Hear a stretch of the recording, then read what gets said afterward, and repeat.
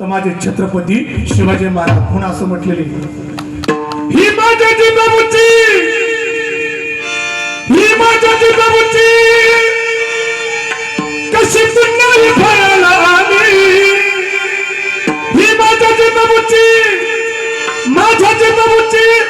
कशी पुन्हा फळाला आली, तो बापाचा बापा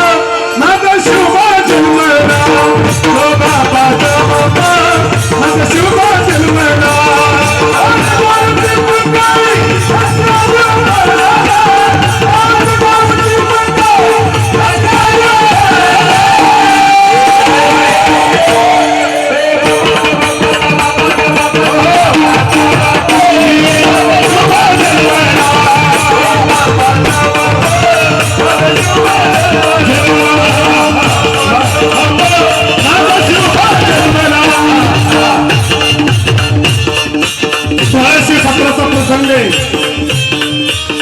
अरे माझ्या महाराष्ट्राच्या मातीवरती कुणी मोगलांनी यावाने आक्रमण करावा,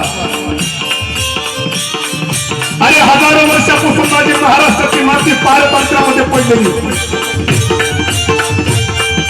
अरे एखाद्या मुलाची नजर माझ्या आया बहिणीवरती पडली, अरे दिवसा डोळा माझ्या आया बहिणीला उचलावा आणि आबरूची नजर लुटावी, उघड्या डोळ्याने माझ्या आऊसाहेबांनी महाराष्ट्राच्या मातीचा हाल पाहिलं आणि माझ्या जिजा आऊसाहेबांने शिवनेरी किल्ल्यावरती येऊन जगदंबा मातेला साकडं घातलं, माते या महाराष्ट्राच्या मातीला कुणी वाली राहिलेला नाही,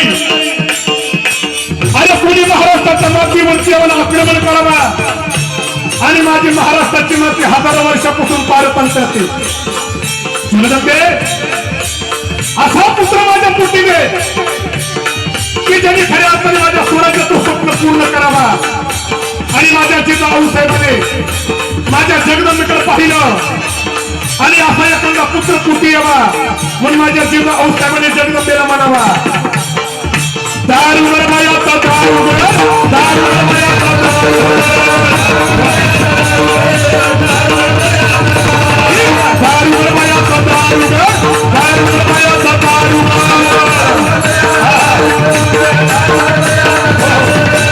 माझ्या जिजा आऊसाहेबांनी अरे जगदंबा मातेकडे पाहावा आणि जगदंबा मातेला साकडं घालताना म्हणावा, जगदंबे असा पुत्र माझ्या पोटी दे, पुत्र दे, अरे पुत्र व्हावा ईसा गोंदा ज्याचा तिन्ही लोकी झेंडा, आणि माझ्या जिजा आऊसाहेबांनी सांगितलं असा पुत्र जर का पोटी दिला ही महाराष्ट्राची माती पारतंत्र्यातून मुक्त झाल्याशिवाय राहणार नाही, मग जगदंबेने अरे पुत्र पोटी द्यावा याच्या करता माझ्या जिजा आऊसाहेबांनी जगदंबेच्या पुढे पदर पसरला आणि माझी जिजा आऊसाहेबा जगदंबा मातेच्या दारात गोंधळ घालताना आऊसाहेबांनी म्हणावा, पण काय म्हणावा, जिजा आऊसाहेबांनी गोंधळ घालताना म्हणावा, आई भवानी पूजा करते संकटाला, अभातो हिमा तुझा नाम निवार संकटाला, कृपा करी माझ्यावरी जागवी तुला संसारी, आई कृपा करी माझ्यावरी जागवी तुला संसारी, आई गोंधळाई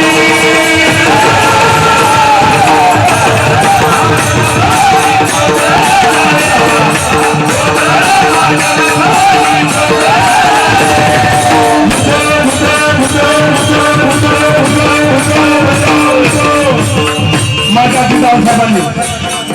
अरे जगदंबा मातेच्या पुढे पदर पसरला,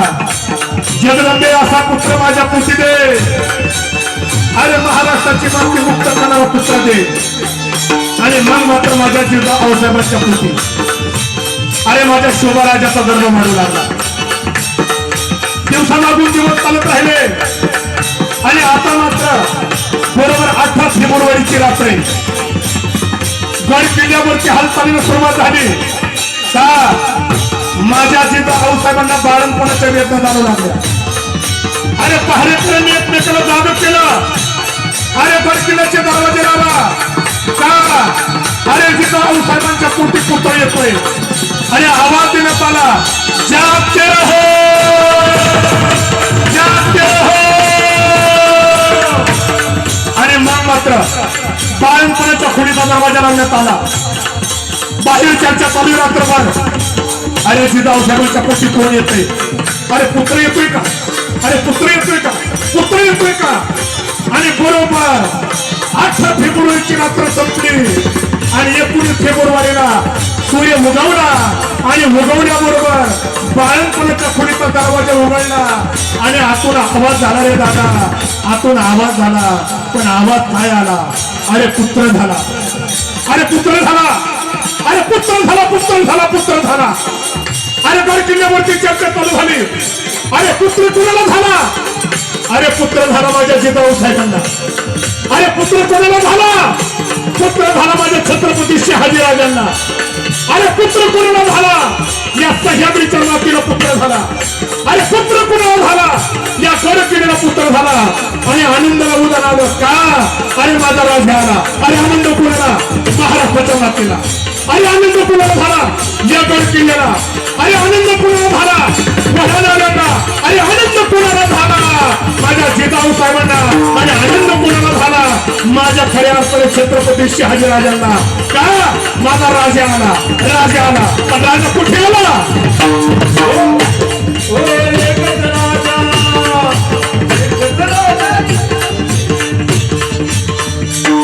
एकच राजा शिवनेरी किल्ल्यावर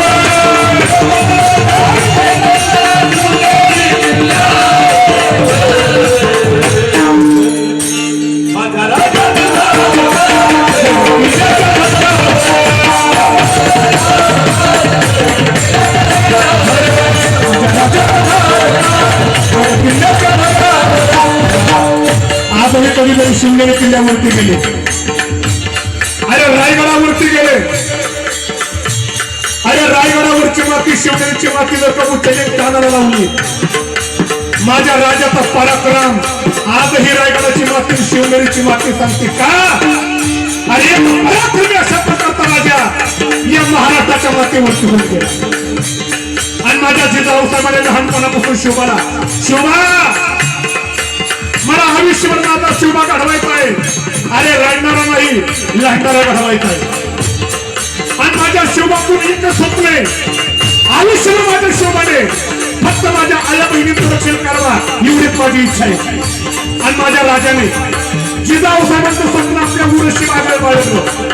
आणि स्वराज्य स्थापने करता पहिलं तोरण बांधलं आणि तोरणा किल्ला घेतला आणि स्वराज्याचं पहिलं तोरण बांधलं माझ्या राजाने मावळ्यांच्या संगतीने एका मागे माझ्या राजाने किल्ला घेण्याकरता सुरुवात केली आणि किल्ला घेता घेता आता माझ्या राजांच्या हातात एक मावळा हा लागला अरे एक मावळा अशा प्रकारचा होता अरे बोलून गेलो अरे पहाड घेतली तर पहाडीचा 4 ताकडा करण्याची ताकद होती आणि मग मात्र माझ्या राजाने आयुष्याच्या फक्त 35 वर्षामध्ये आपल्या जिजाऊसाहेबांचं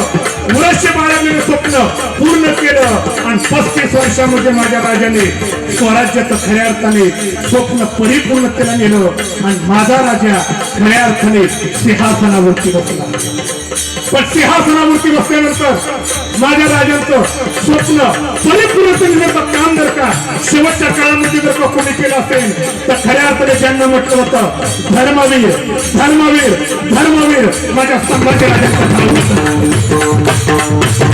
अरे नगाला कसं अरे माझ्या राजांना पाहू शिकावा आणि आपल्या धर्माकरता मरावा कसं माझे छत्रपती संभाजी महाराज आम्हाला शिकवतात वेळ माझी संपून गेलेली दादा ऐकावे अरे ज्यावेळेस माझा राजा माझा संभाजी राजे औरंगाच्या तांब्यामध्ये सापडले अरे औरंगाने माझ्या राजांना अरे नाथ देण्याचं काम केलं अरे सरदार म्हणून राहा आयुष्यभर सोडण्याकरता तयार आहे पण माझ्या राजानं अरे तुझी सरदारकी आणि गुलामी खऱ्या परिस्थिती करण्यापेक्षा अरे राजा म्हणून जगतोय आणि राजा म्हणून मारणार आहे अरे तुझा धर्म सोड अरे धर्म सोडलं तर धर्म करता सोडलं तर मी तुला जीवदान देईन माझ्या संभाजी राजाने अरे औरंगाच्या नजरेमध्ये नजर टाकावी सांगावा अरे तुझा धर्म स्वीकारण्यापेक्षा अरे हा शिवाचा छावा आणि मृत्यू स्वीकारेल पण धर्म मात्र बदलणार नाही हे माझ्या राजाची शिकवण आहे म्हणतात आणि मग मात्र त्या औरंगाने सांगितलं अरे माझ्या नजर भिडण्याची ताकद तुझ्यामध्ये नाही अरे कोण छावा आहे माझ्या नतमस्तक होतोय आणि या संघाचे डोळे बाहेर काढा आणि तप्त झालेल्या खऱ्या अर्थाने तळया माझ्या राजाच्या पुढे आणण्यात आल्या. माझ्या संभाजी राजाने उघड्या डोळ्याचं तळ्याकडे पाहावा आणि त्याने डोळ्यामध्ये तळे घालावा. त्याने माझ्या राजाकडे पाहावं सांगावा, राजा आम्हा डोळं बाहेर काढतोय, डोळं तरी मिटून घ्या. पण माझ्या राजाने डोळं मिटलं नाही आणि क्षणामध्ये अरे तप्त झालेल्या तळया माझ्या राजांच्या डोळ्यामध्ये टाकलं. आवाज आला आणि माझ्या राजांच्या जागेवरती डोळे नाही, अरे फक्त त्या जागेवरती खड्डे राहिले.